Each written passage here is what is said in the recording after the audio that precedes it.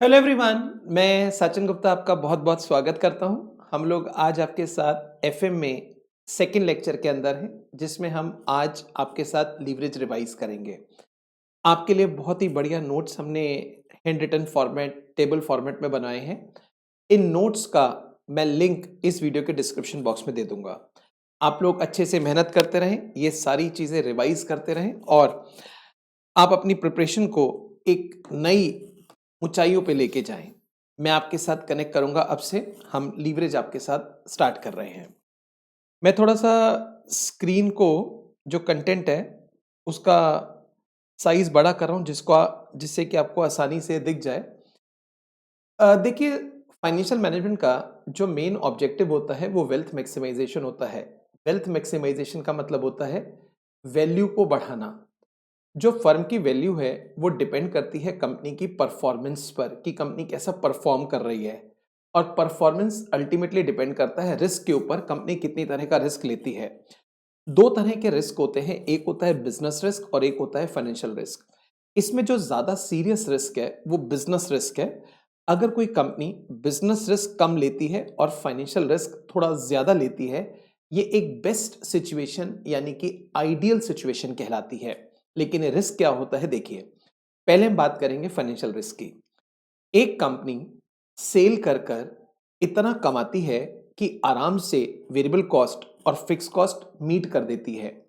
लेकिन अब उनके पास पैसे नहीं बचे जो डेट्स उन्होंने ले रखे हैं उसके ऊपर इंटरेस्ट देने के लिए। यानी कि बैंकों का लोन उन्होंने ले रखा है बट इंटरेस्ट देने के पैसे नहीं है। हम कहेंगे इनके ऊपर फाइनेंशियल रिस्क आ गया है। फाइनेंशियल रिस्क का डायरेक्ट नतीजा होता है बैंक्रप्सी। अब बाजार में लोग इनको दिवालिया घोषित कर देंगे बट स्टिल धंधा थोड़े टाइम तक चलता रहेगा, बिकॉज ये बड़ी आसानी से variable cost fix cost meetup कर पा रहे हैं। लेकिन अगर सिचुएशन ऐसी हो जाए, हम सेल करके इतना कमाएं कि वेरिएबल कॉस्ट मीट कर दें, फिक्स कॉस्ट देने के लिए हमारे पास पैसे ना बचे और इंटरेस्ट तो बहुत दूर की बात है, वो कहां से दे पाएंगे। इसका मतलब इनके ऊपर बिजनेस रिस्क आ गया है और इसका डायरेक्ट नतीजा होता है क्लोजर ऑफ बिजनेस। बहुत बार हमने देखा है कुछ ऐसे एंटरप्रेन्योर्स होते हैं जो बहुत ज्यादा जल्दी ग्रोथ करने के चक्कर में अपनी फिक्स कॉस्ट बढ़ा देते हैं। जैसे एक साथ कई सारी ब्रांचेस, कई सारे आउटलेट्स खोल देते हैं। इससे उनके सिर पर फिक्स कॉस्ट नाम का बर्डन ज्यादा हो जाता है, रेवेन्यू उतना आ नहीं पाता, अल्टीमेटली बिजनेस बंद हो जाता है। तो एक तरह से बिजनेस रिस्क ज्यादा सीरियस रिस्क हुआ। इन रिस्क की चर्चा हम लीवरेज में क्यों कर रहे हैं मैं आपको अभी बताऊंगा, क्योंकि ये दोनों रिस्क हमारी आने वाली दो लीवरेज को रिलेट करते हैं। आइए एक बार नोट्स में से देखते हैं क्या लिखा है। Business risk, it refers to risk associated with firms operation.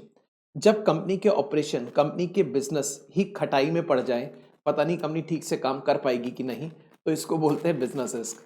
It is uncertainty about futures operating income. यहां पर कंपनी की जो फ्यूचर इनकम है वो अनसर्टेन हो जाती है। Financial risk, it refers to additional risk placed on firms share holder because of use of dates.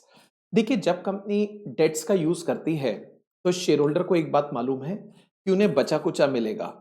पहले कंपनी जो कमाएगी उसमें से इंटरेस्ट पे करेगी, अब जो बचेगा वो शेयर होल्डर को जाएगा। तो एक तरह का ये एडिशनल रिस्क है जो शेयर होल्डर के ऊपर आ गया है apart from business activities.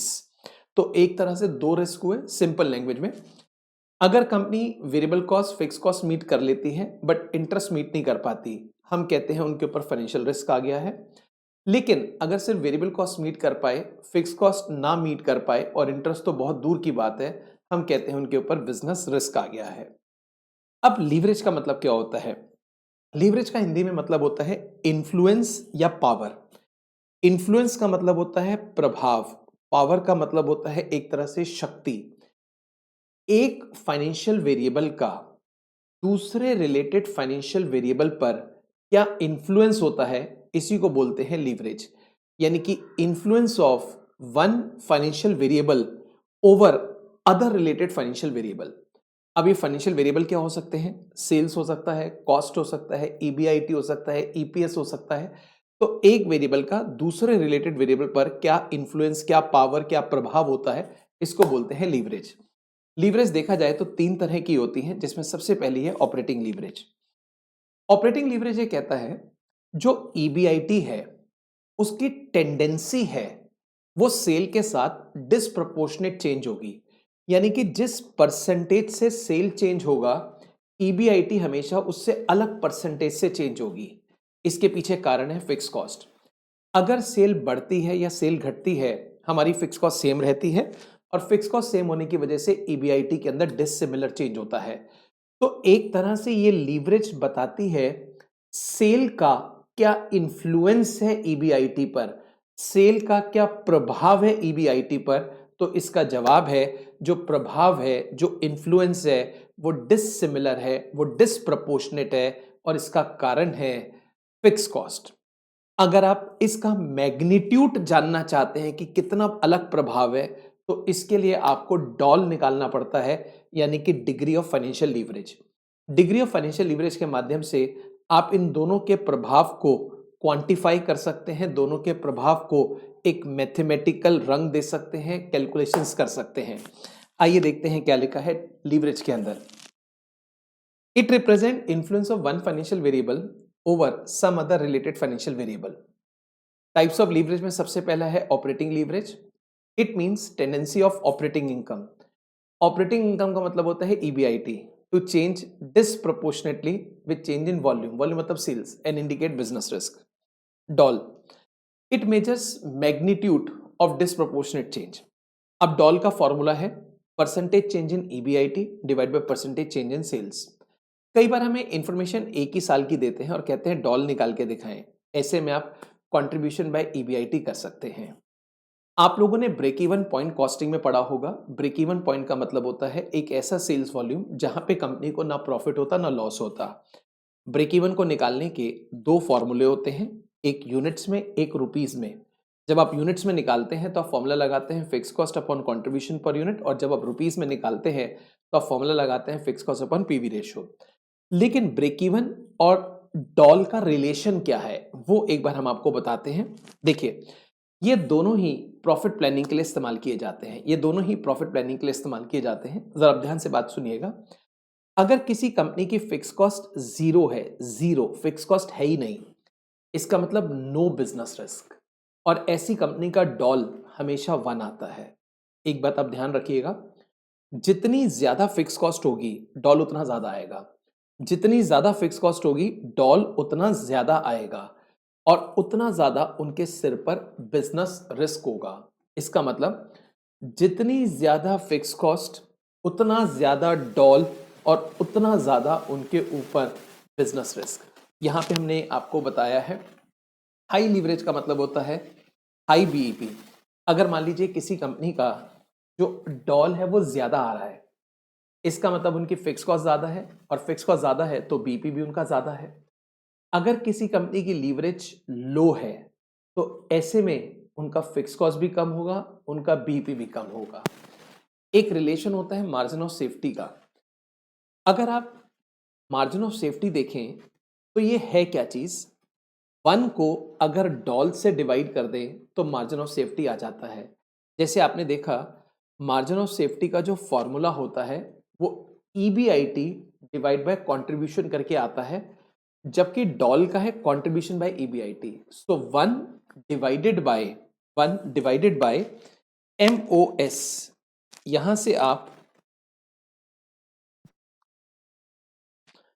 Margin of safety निकाल सकते हैं, सॉरी डॉल निकाल सकते हैं, डॉल।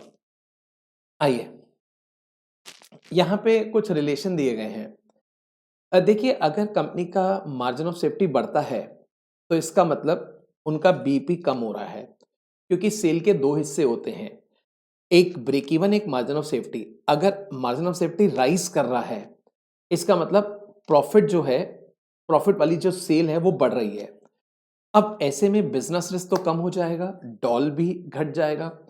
लेकिन अगर मॉस गिरता है तो इसका मतलब बीपी बढ़ रहा है, और बीपी बढ़ने का मतलब ज्यादा फिक्स कॉस्ट, ज्यादा फिक्स कॉस्ट का मतलब क्या हो गया, ज्यादा रिस्क, और जो डॉल है वो भी बढ़ जाएगा। अब फर्म किस लेवल पे ऑपरेट करती है, मैं एक बारी आपको इसका एक यहां पे थोड़ा सा मीनिंग बताना चाहूंगा। देखिए, जैसे एक कंपनी का कोई तो मान लीजिए बीपी है। अब जो कंपनी की सेल है वो बीपी से कम है, अगर सेल बीपी से कम है तो ये श्योर है उनका जो ईबीआईटी आएगा वो नेगेटिव आएगा। ऐसी कंपनी का डॉल भी नेगेटिव आएगा। लेकिन अगर कंपनी की जो सेल है वो बीपी से ज्यादा है, यानी कि कंपनी बीपी से ज्यादा बेचती है, तो ये श्योर है उनका जो ईबीआईटी है वो पॉजिटिव आएगा और इनका डॉल भी पॉजिटिव आएगा। अगर किसी कंपनी का बीपी और सेल इक्वल है, ऐसे में ईबीआईटी तो होगा जीरो और डॉल होगा इनफाइनाइट। तो बेसिकली डिपेंड करता है कंपनी किस लेवल पे ऑपरेट कर रही है। अगर बीपी से कम सामान बेचती है तो इसका मतलब EBIT negative, doll negative. BP से ज्यादा सामान बेचती है, बीपी से ज्यादा सेल करती है, तो ऐसी कंपनी का डॉल पॉजिटिव आता है और ईबीआईटी भी पॉजिटिव होता है। एक चीज आपको और याद रखनी पड़ेगी, कभी भी डॉल का आंसर 0 और 1 के बीच में नहीं आएगा। हमेशा डॉल का आंसर 0 और 1 के अलावा आएगा। मैं आपको एक छोटा सा इसका रिलेशन बताना चाहूंगा, देखिएगा। जैसे यहां पर हमें सेल दे रखा है और इस जगह डॉल दे रखा है। आप मान लीजिए ये बीपी है और ये डॉल में है 1। जैसे जैसे कंपनी की सेल बढ़ती है, मतलब कंपनी बीपी से ज्यादा सामान बेचती है, इसका मतलब क्या है, अब कंपनी के पास ज्यादा फंड्स आ रहे हैं उसी फिक्स कॉस्ट को मीट करने के लिए। ऐसे में कंपनी का जो मार्जिन ऑफ सेफ्टी है वो इंक्रीज होता है। जैसे ब्रेक इवन ये वाला पॉइंट हो गया, अब इस पॉइंट के राइट साइड पे जितना स्पेस ज्यादा होगा इसका मतलब मार्जिन ऑफ सेफ्टी उतना ज्यादा है, इसका मतलब बिजनेस रिस्क कम है, इसका मतलब डॉल कम है। देखिए बीपी पर जो डॉल होता है वो इनफाइनाइट होता है और बाद में वो कम होता जाता है। अगर कंपनी की सेल बीपी से बहुत ज्यादा है तो उनका जो डॉल होगा वो 1 से स्लाइटली ज्यादा होगा, 1 से स्लाइटली ज्यादा होगा। अगर सेल बहुत ज्यादा है, मान लीजिए कंपनी की सेल 0 है, तो ऐसे में डॉल भी 0 हो गया। लेकिन अगर थोड़ी सी सेल बढ़ेगी और बीपी की तरफ जाएगी तो ऐसे में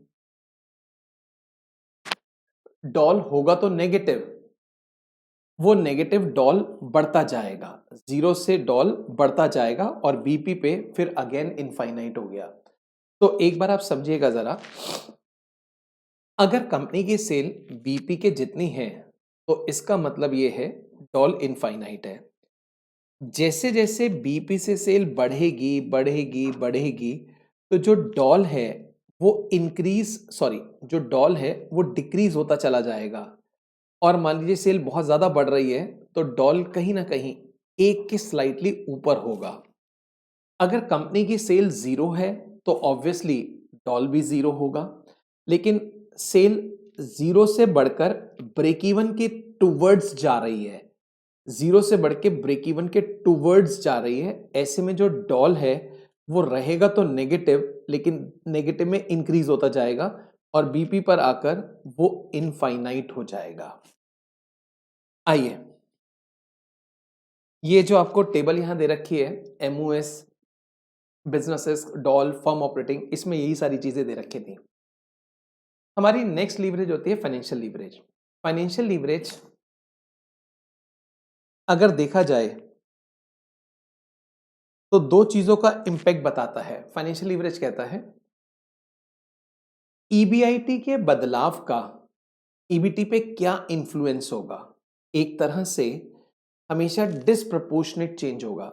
ईबीआईटी यानी कि ऑपरेटिंग इनकम जितने से भी बदलेगी उससे अलग परसेंटेज से ईबीटी बदलेगा और इसके पीछे कारण है इंटरेस्ट, क्योंकि इंटरेस्ट सेम रहता है। जो इंटरेस्ट है वो बेसिकली लोन पर होता है। इसका मतलब अगर आपकी कमाई बढ़ती है या आपकी कमाई घटती है, interest will always remain same. तो ईबीआईटी ईबीटी में डिसप्रोपोर्शनेट चेंज होगा। इससे हमें फाइनेंशियल रिस्क के बारे में पता चलता है और अगर आप इसको मेजर करना चाहते हैं तो आपको इसके लिए डीएफएल निकालना पड़ेगा। मैं आपको बताना चाहता हूँ, एक कंपनी है जिसने किसी भी तरह से डेट्स रेज नहीं करे, इट मीन्स उन पे इंटरेस्ट ऑब्लिगेशन नहीं है, ऐसी कंपनी का DFL 1 आएगा। But this is a bad situation, क्योंकि जब तक आपके पास डेट्स नहीं होंगे तब तक आप चीपर सोर्स को यूज नहीं कर रहे हैं, because debts are always regarded as cheaper source. इसकी दो वजह हैं, एक डेट्स का इंटरेस्ट इक्विटी के डिविडेंड से कम होता है, दूसरा डेट्स के इंटरेस्ट पे टैक्स सेविंग मिलती है। तो डेट्स आपको कुछ ना कुछ रखना चाहिए, लेकिन आप जरूरत से ज्यादा डेट्स बढ़ा देते हैं, इसका मतलब अपने सिर पर इंटरेस्ट का बर्डन लेते जा रहे हैं, और इंटरेस्ट का बर्डन ही फाइनेंशियल रिस्क कहलाता है। अगर किसी का DFL बहुत ज्यादा आ रहा है, इसका मतलब इसका इंटरेस्ट ऑब्लिगेशन बहुत है, इनकी ऑपरेटिंग इनकम और इंटरेस्ट के बीच में जो गैप है वो बहुत कम है।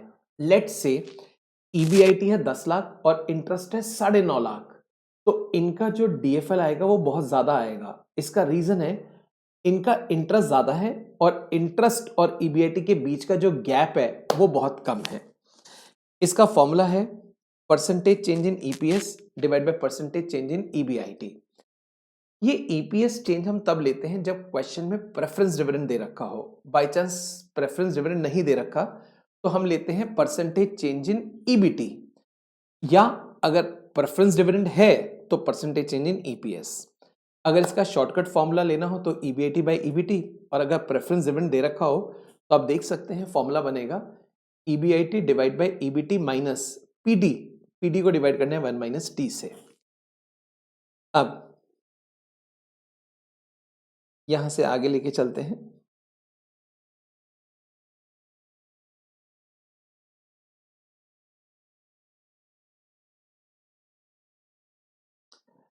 एक होता है फाइनेंशियल बीपी। फाइनेंशियल बीपी का क्या मतलब होता है? EBIT का वो अमाउंट जहां EPS 0 हो, EBIT का वो अमाउंट जहां EPS 0 हो। इसको निकालने के 3 तरीके हैं। पहला, आप EPS को 0 रख के रिवर्स चले EBIT निकाल लें। दूसरा, मान लीजिए क्वेश्चन में प्रेफरेंस डिविडेंड नहीं दे रखा, तो जो इंटरेस्ट का अमाउंट है वही फाइनेंशियल बीपी है, और प्रेफरेंस डिविडेंड दे रखा है तो फाइनेंशियल बीपी कैसे निकलेगा? Interest plus PD divided by 1 minus T. Interest plus PD, PD को डिवाइड करना है 1 माइनस टी से। अब डिपेंड करता है आपका EBIT कितना है। मान लीजिए आपका EBIT फाइनेंशियल बीपी से कम है, आपका EBIT फाइनेंशियल बीपी से कम है, ऐसे में आपका जो DFL है वो नेगेटिव निकलेगा, ऑब्वियसली EPS भी नेगेटिव आएगा। लेकिन आपका EBIT फाइनेंशियल बीपी से बहुत ज्यादा है, आपका DFL पॉजिटिव, आपका EPS पॉजिटिव। लेकिन मान लीजिए आप EBIT फाइनेंशियल बीपी के जितना ही रखते हैं, तो ऐसे में DFL इनफाइनाइट होगा और EPS 0 हो जाएगा।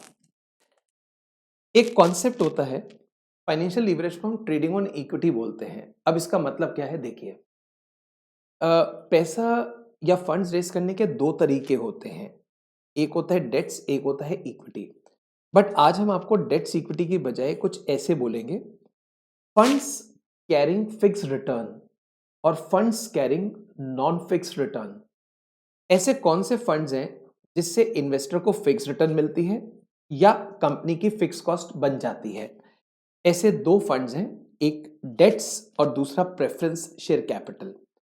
ऐसे कौन से फंड्स हैं जिसमें रिटर्न फिक्स नहीं है? वो है इक्विटी शेयर कैपिटल। अब जरा ध्यान से सुनिएगा, अगर किसी कंपनी के पास डिबेंचर और प्रेफरेंस शेयर कैपिटल ज्यादा है as compare to equity share capital, तो इस सिचुएशन को हम बोलते हैं ट्रेडिंग ऑन इक्विटी।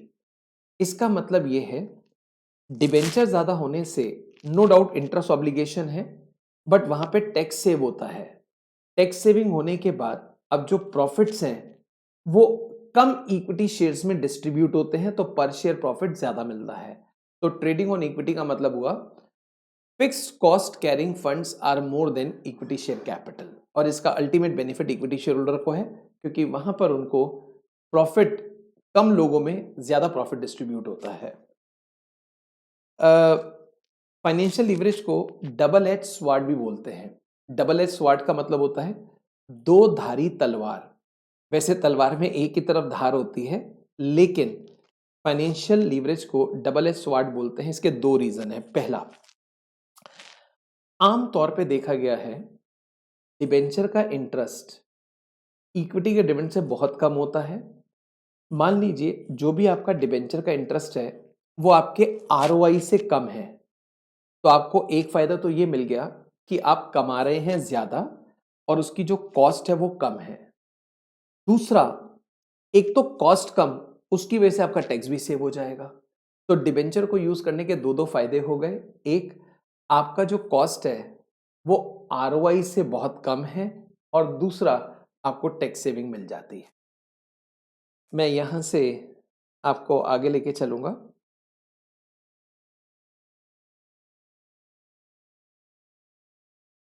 यहां हमें दे रखा है कंबाइंड लीवरेज। कंबाइंड लीवरेज कहते हैं दो चीजों में डिसिमिलर चेंज होगा। एक तरह से ये बताता है सेल्स का ईबीटी या ईपीएस पे क्या इन्फ्लुएंस होता है। इसने भी साफ बोला सेल और ईबीटी या ईपीएस में डिसिमिलर डिसप्रोपोर्शनेट चेंज होगा, और ये दो चीजों की वजह से होता है, एक फिक्स कॉस्ट, एक इंटरेस्ट। इससे दो तरह के रिस्क पता चलते हैं, बिजनेस और फाइनेंशियल।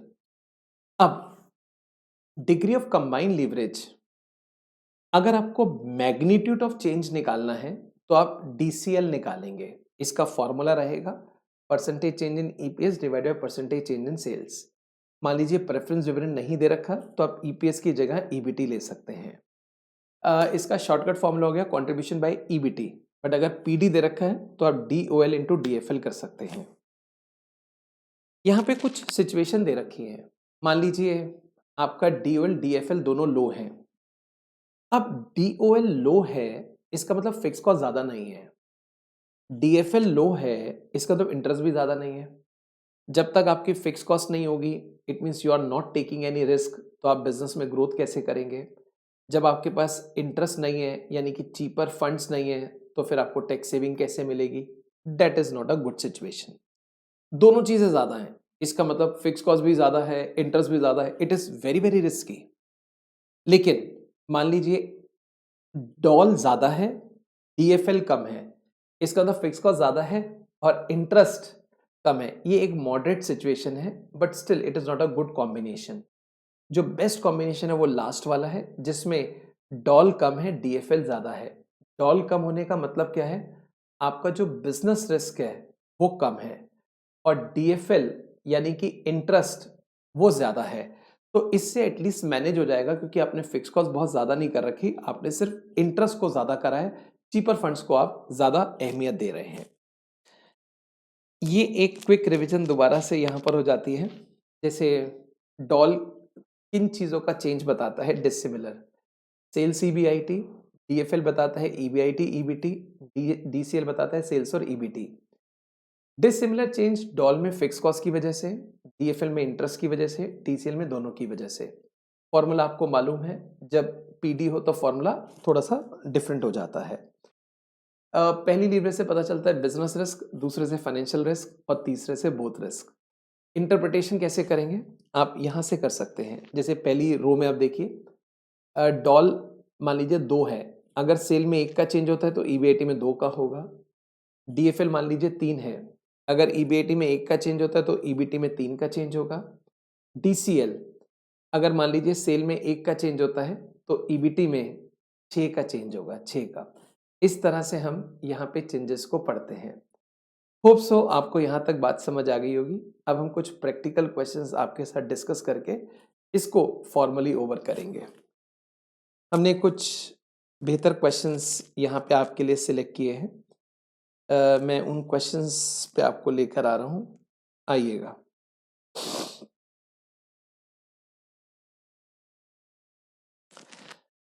पहला क्वेश्चन है, कुछ डिटेल्स हमें दे रखी हैं, sales, variable cost, fix cost. It has borrowed 10 lakh से 10% पर एनम, यानी कि debts. Equity share capital 10 lakh, 100 रुपए का एक शेयर है। Calculate operating leverage, financial leverage, combined leverage, ROI, और ये सब चीजें निकालनी है। देखिए लीवरेज के क्वेश्चन में सबसे पहले हमें क्या निकालना होता है? एक इनकम स्टेटमेंट हम बनाएंगे।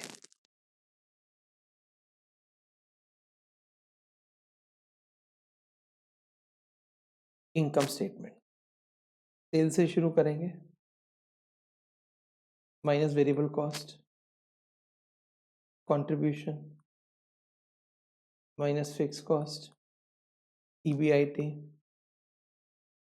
Minus interest, EBT. I think tax तो दे नहीं रखा, बस इतना। अगर टैक्स दे दो तो ईएटी आ गया, प्रेफरेंस डिविडेंड दे दो तो प्रॉफिट फॉर इक्विटी आ गया। अब इस क्वेश्चन में सेल्स कितना है? 24 लाख। वेरिएबल कॉस्ट 50% है, ये हमेशा सेल्स का होगा। 24 लाख का 50% 12 लाख। कंट्रीब्यूशन कितना? वो भी 12 लाख। फिक्स कॉस्ट क्वेश्चन में दे रखा है 10 लाख। ईबीआईटी 2 लाख। अब इंटरेस्ट निकालना है। बोरोड फंड से 10 लाख, उसके ऊपर 10% इंटरेस्ट है, यानी कि 1 lakh.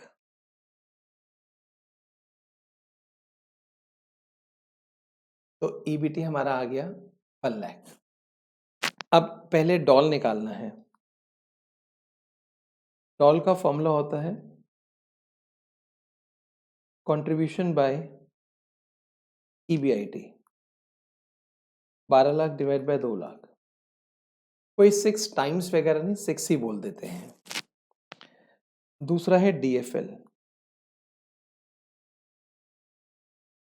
EBIT by EBT, 2 lakh by 1 lakh 2। DCL, contribution by EBT. Contribution कितना है? 12 लाख और ईबीटी 1 लाख 12। एक हमें निकालना है आरओआई। आरओआई का फॉर्मूला होता है EBIT divide by investment into 100। हमने जो ईबीआईटी कमाया है वो 2 लाख कमाया है।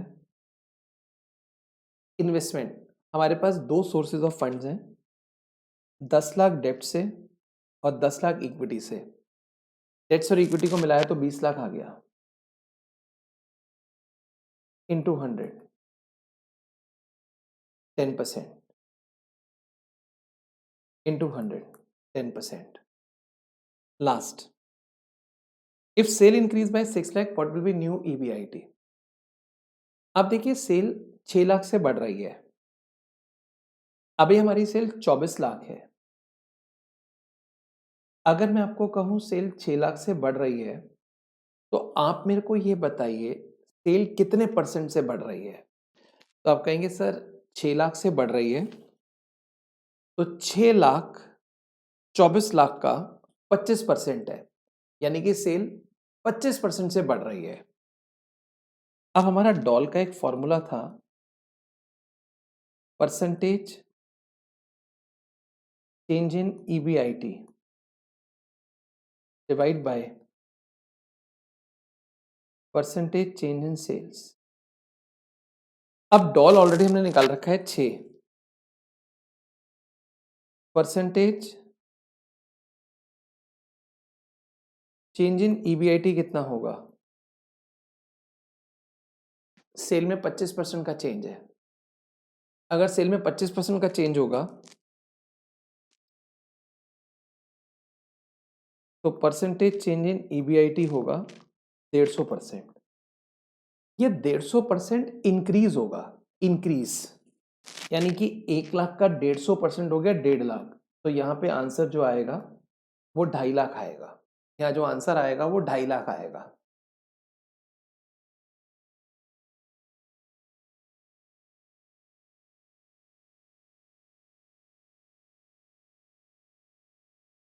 एक बारी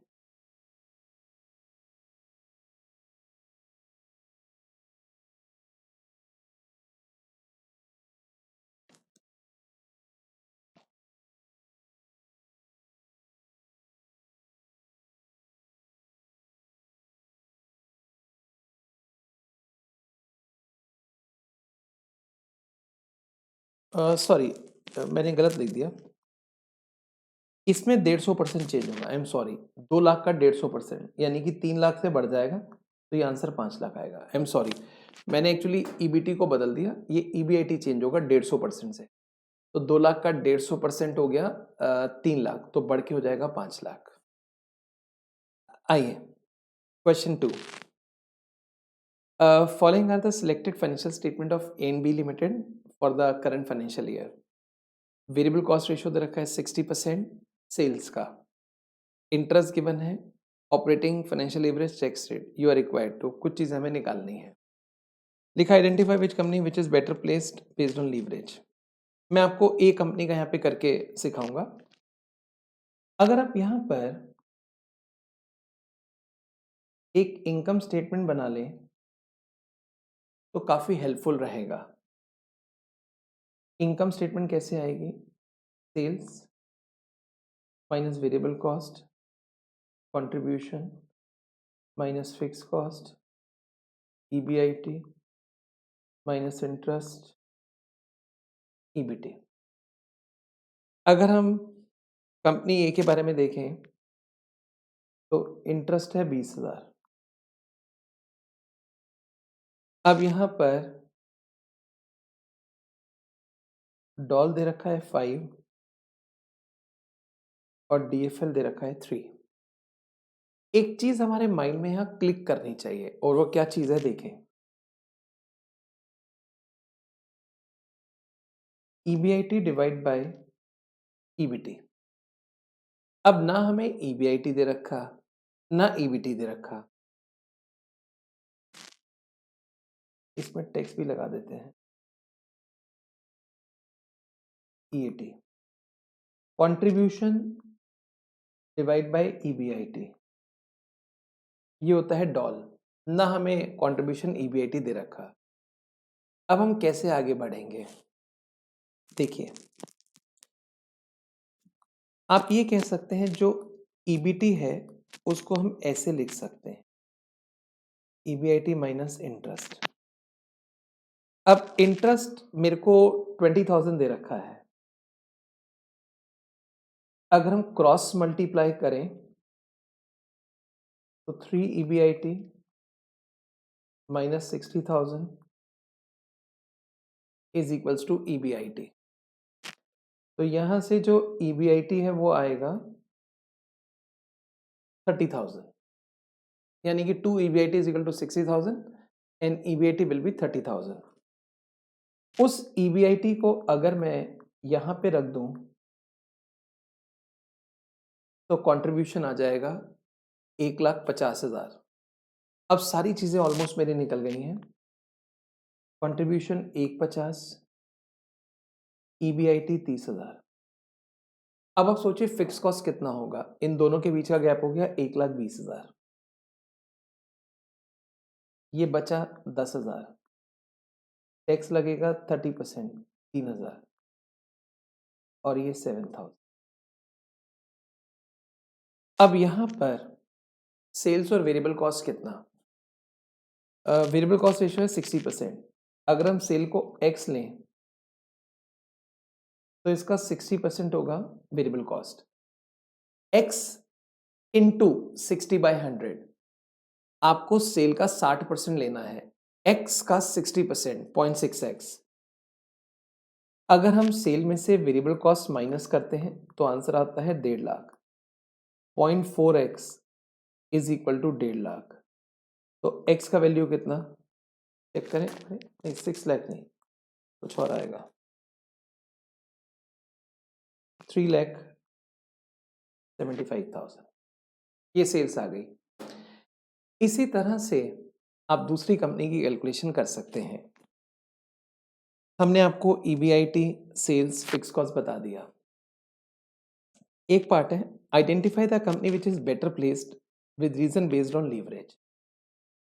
आपको बताना है कौन सी कंपनी बेटर प्लेस्ड है। अब आप देखेंगे यहाँ पर लीवरेज है कंबाइन 15, मल्टीप्लीकेशन अगर आप करेंगे तो 15 आएगा, और यहाँ 4। लीवरेज के बेसिस पे सेकंड कंपनी बेटर प्लेस्ड है क्योंकि उसका डॉल, डीएफएल दोनों कम है, यानी कि बिजनेस फाइनेंशियल रिस्क कम है, ऑब्वियसली डीसीएल भी कम है, तो कंबाइंड रिस्क भी कम हो गया। क्वेश्चन नंबर 3, ये एक ऐसे टर्नओवर के ऊपर बनाया गया है। The well established company most recent balance sheet is as follows. Equity share capital है 60,000 rupees, long term debts 80,000, retain earning 20,000, current liability 40,000। Net fix asset, net fix asset का मतलब होता है after depreciation current assets, 2 lakh दे दिया। Company total asset turnover ratio is 3। यहां पे total asset का इस्तेमाल किया गया है। Fix operating cost 1 lakh, variable operating cost 40%, income tax rate है 35%। Calculate all 3 types of leverage. देखिए, एसेट टर्नओवर रेशियो फॉर्मूला होगा sales divide by total assets. अब एसेट टर्नओवर रेशियो है 3, सेल्स हमें पता नहीं और टोटल एसेट्स हैं 2 लाख, तो यहां से हमारी सेल्स निकल आएगी 6 लाख। अब एक इनकम स्टेटमेंट बना देते हैं। Sales 6 lakh, variable cost minus किया, वेरिएबल कॉस्ट 40% है, यानी कि सेल का 40%, 2,40,000।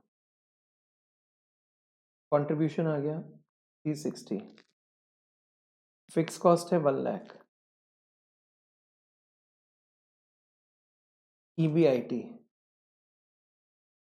2.6, इंटरेस्ट 80,000 का 10%,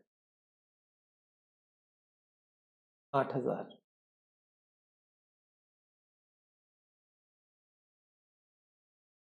ईबीटी 252 माइनस टैक्स, टैक्स है 35%, 2,52,000 का 35%, 88,200।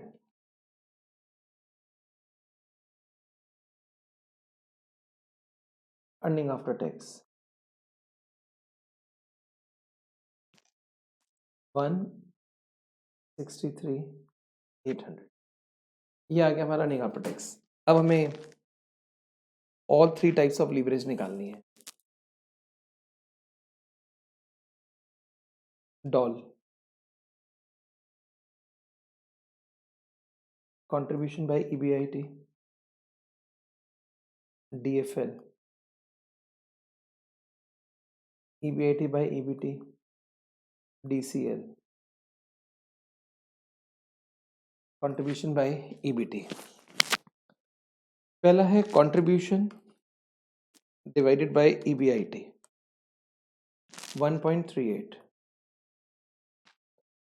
दूसरा है ईबीआईटी बाय ईबीटी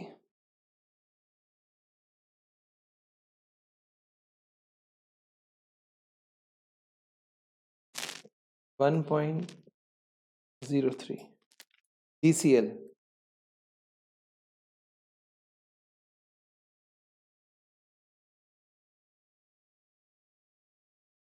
1.43।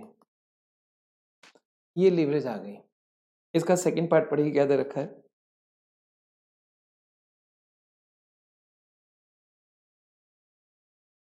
क्वेश्चन का जो नेक्स्ट पार्ट है, कहते हैं लाइकली लेवल ऑफ ईबीआईटी बताओ if EPS is 1, 3 and 0।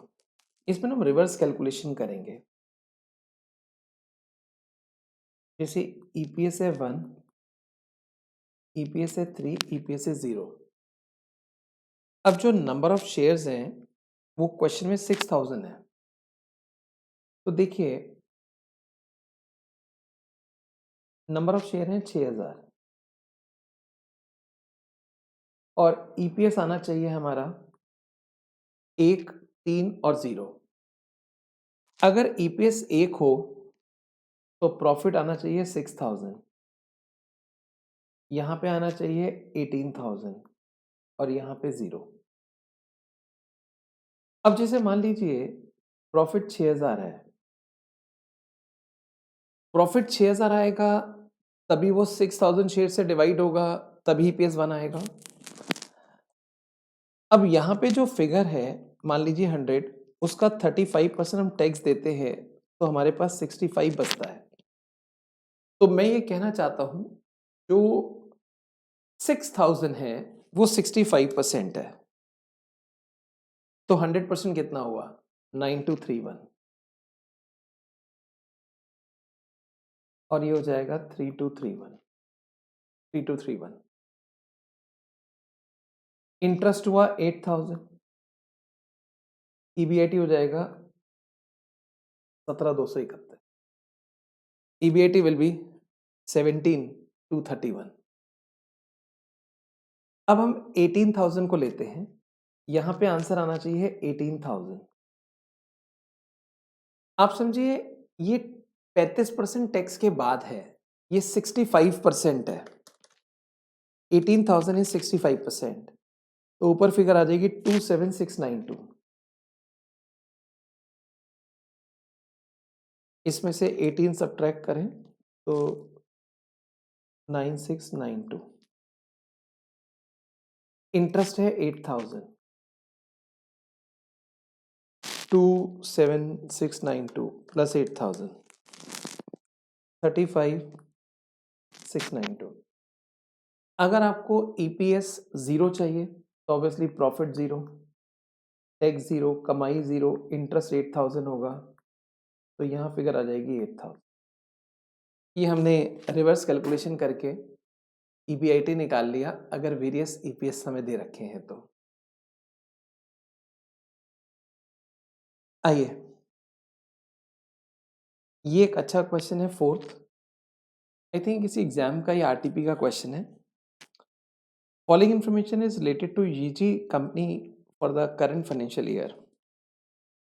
Equity share है 5 lakhs, 12% बॉन्ड्स हैं 37 lakhs, sales 84, fix cost 6.96, DFL 1.49, PV ratio 27.55, income tax 40%। You are required to calculate operating combine earnings per share. Show calculation up to 2 decimal points, तो 2 decimal पे calculations लेनी है। अब जैसे sales हमें दे रखा है 84 lakh minus variable cost, PV ratio 27.55 है। अगर मैं 100 में से 27.55 को हटाता हूं तो आता है 72.45। इसका मतलब वो वेरिएबल कॉस्ट है। अगर पीवी रेशियो 30% होती है तो वेरिएबल कॉस्ट 70% होती है। तो एक तरह से ये आ गया 23.14। फिक्स कॉस्ट माइनस किया 6.96, EBIT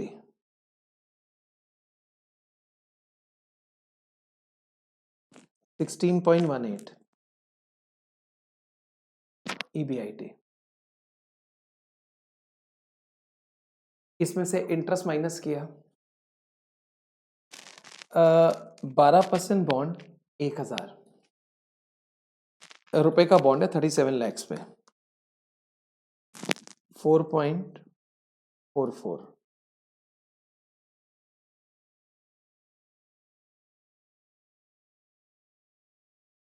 EBT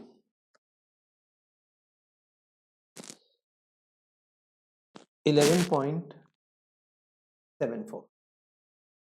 एक बारी मैं देखना चाहूंगा कि DFL मेरा कितना आता है। DFL है 16.18 डिवाइड बाय 11.74,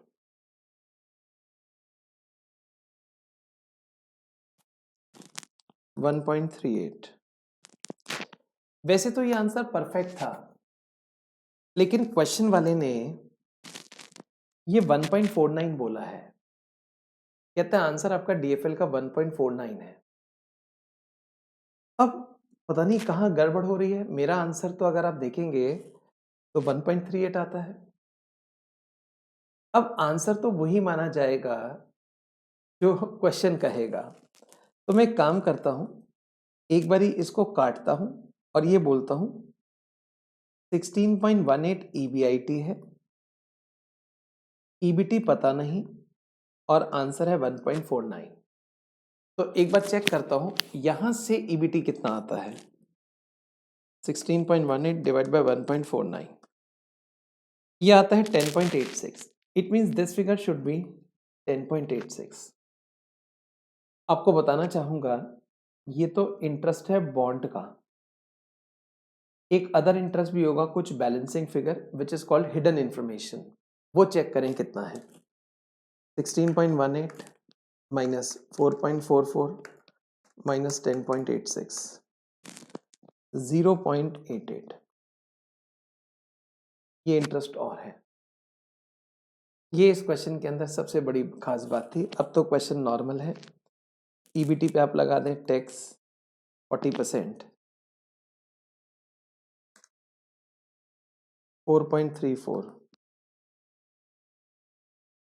और ये आ गया अर्निंग आफ्टर टैक्स।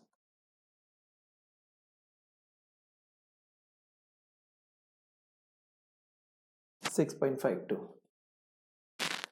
हम ऑपरेटिंग कंबाइन तो फॉर्मूले से निकाल ही सकते हैं और ईपीएस निकालने के लिए 5 लाख शेयर से डिवाइड कर, दैट्स ऑल।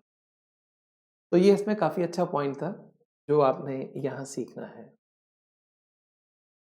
अब मैं आपको यहाँ से आगे लेके चलूँगा। Question number 5। Following information is available for ABC company. EBIT, EBT fix cost दे रखा है। Calculate percentage change in EPS if sales are expected to increase by 5%। आपको ये सोचना है ऐसी कौन सी लीवरेज है जो सेल्स और ईपीएस का चेंज बताती है। इसका नाम है कंबाइंड लीवरेज। आप कंबाइंड लीवरेज पे फोकस करें अपना। कैसे फोकस कर सकते हैं देखिए। कंट्रीब्यूशन में से फिक्स कॉस्ट घटाते हैं तो ईबीआईटी आता है, इसमें से इंटरेस्ट माइनस करते हैं तो ईबीटी आता है। मेरे को क्वेश्चन ने ईबीआईटी बताया 11,20,000, फिक्स कॉस्ट बताया 7 लाख, ईबीटी बोला 3,20। यहाँ से एक तो इंटरेस्ट आ जाएगा 8 लाख और ये हो जाएगा 18,20। 11.2 प्लस 7 लैक्स 18.2। अब डीसीएल निकालना है। फॉर्मूला होगा कंट्रीब्यूशन बाय ईबीटी। कंट्रीब्यूशन है 18.2, ईबीटी है 3.2।